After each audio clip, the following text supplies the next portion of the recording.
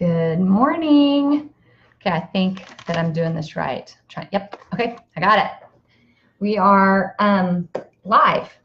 So this is super cool that we get to do this in this little group now.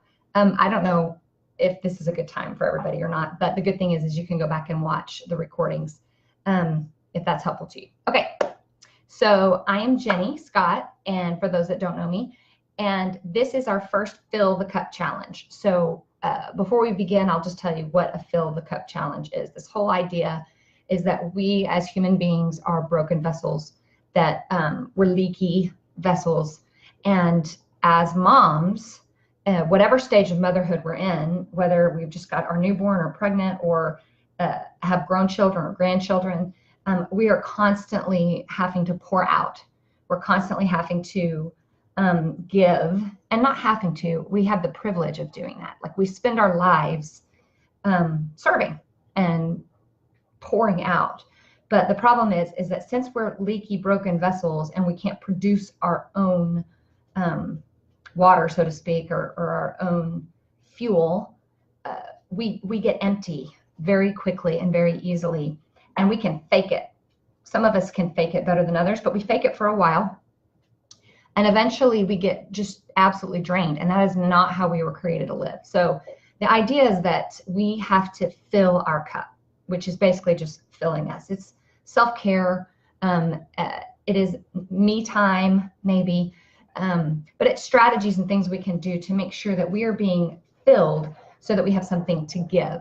And there's various areas that we do this in, but the one we're talking about today is sort of our mental health, and how do we get filled up mentally. Now, I am not a mental health expert, so I'm just going to share some tools that I have gathered over the years of learning to thrive in this motherhood journey. And I certainly don't have it all right, so I'm super excited to hear back from y'all input and suggestions and ideas, and I'm just excited about the community of it. Now, but this challenge is going to be this every day this week, and we're going to have little homework assignments that we do. They're super short, but that's going to sort of uncover some things in our lives, and hopefully by the end of the week we will have a better idea on how to fill our cup in terms of like our mental health and things like that. So, okay, so really the essence of filling our cup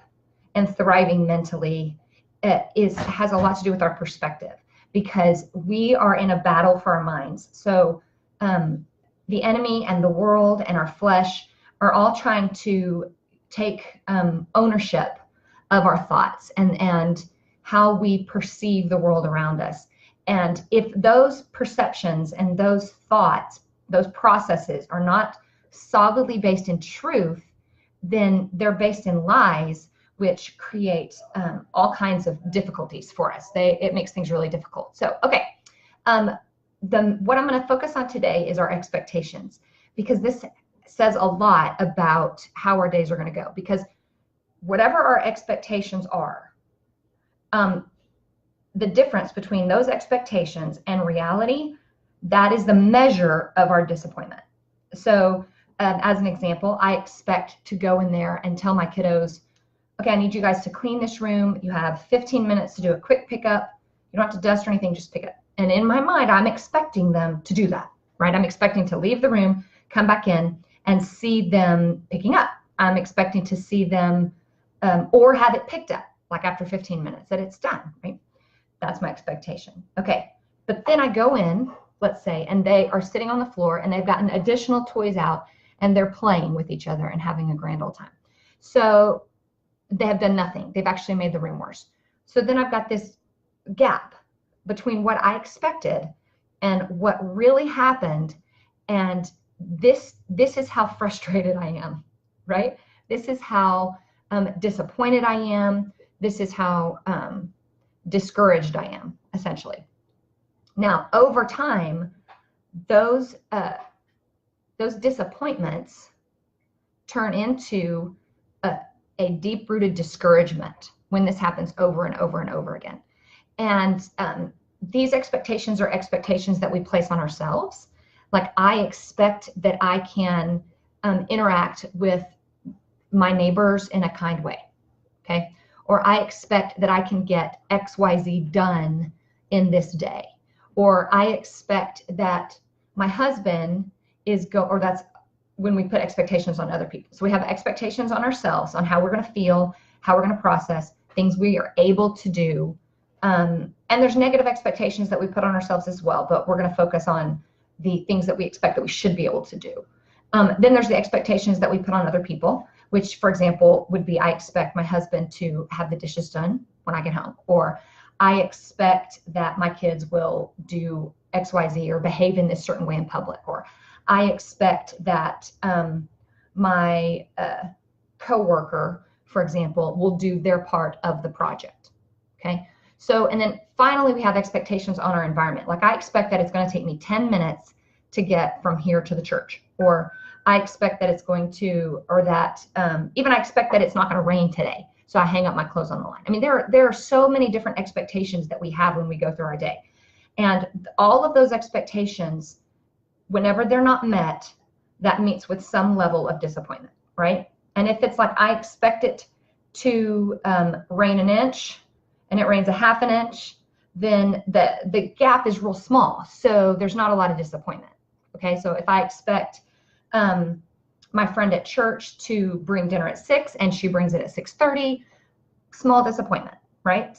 Small difference in expectations. But if I expect, say, my friend from church to bring dinner and she forgets and she doesn't at all, and then I don't have any dinner, or whatever the situation might be, whatever the gap is, that's the level of disappointment that I'm going to experience. Okay, now, so in a lot of ways, there's nothing we can do about changing that reality.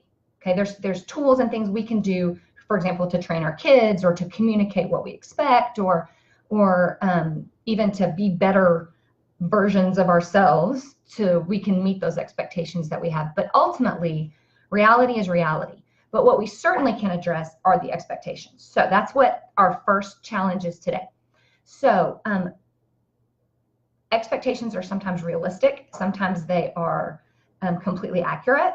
But most of the time, either we put our expectations in something that we have no control over, and so we can't do anything about it, or we have unrealistic expectations of ourselves or our time. So there's a lot to this. So the challenge today, step number 1 that we're going to do, is you're just going to write down your expectations. Now, I want you to think through, start with just this day, because I don't know how much you've got going on this day. If you are staying, maybe you're all by yourself on vacation or something, so this isn't gonna, you don't have a whole lot of expectations, but maybe it's super busy, or maybe you've got work and kids, and maybe you're taking care of grandkids, or you just have a lot on your plate today. It doesn't really matter. So, but start with this day. Now, start writing down your expectations first of your environment today. For example, I expect today that the bug guy is coming at 9 o'clock to spray. I expect that my house is going to get sprayed for bugs today, for example. Or I expect that just something external, okay, something external. Then go through and write down your expectations that you have of other people. What are you expecting your kids to do today? What are you expecting your spouse to do today? If you're married, what are you expecting of your coworkers today? And be super specific, not that like my coworker is nice, right? But that I expect that so-and-so will do X, Y, Z, okay? Go through and specifically list out those expectations. And finally, I want you to really prayerfully consider, what is it that you expect of yourself today, okay? Do you expect to get everything done on your to-do list? Like, is that your expectation? Do you expect to have energy to get through this day? Or do you expect to feel well?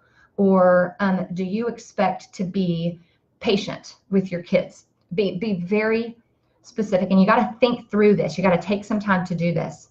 And if you're like a mom of a little baby and you don't have time to think, then go into the restroom with like a little journal or something, and find any few minutes, or on your phone, on the notes in your phone, like if you're waiting in line or whatever, find a few minutes to just process and think through, what are your expectations of yourself? So that's step 1.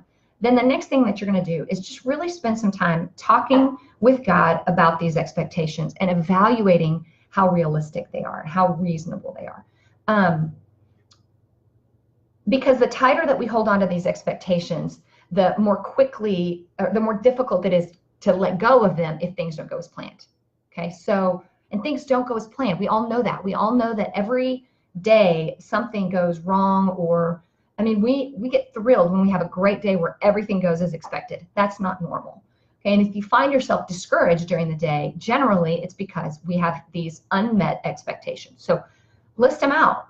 Ask the Lord to show you, is this realistic? Am I expecting too much of myself? Now, how we evaluate our expectations of ourselves is very tricky. We really need God's perspective, because most of the time we think way too highly of ourselves.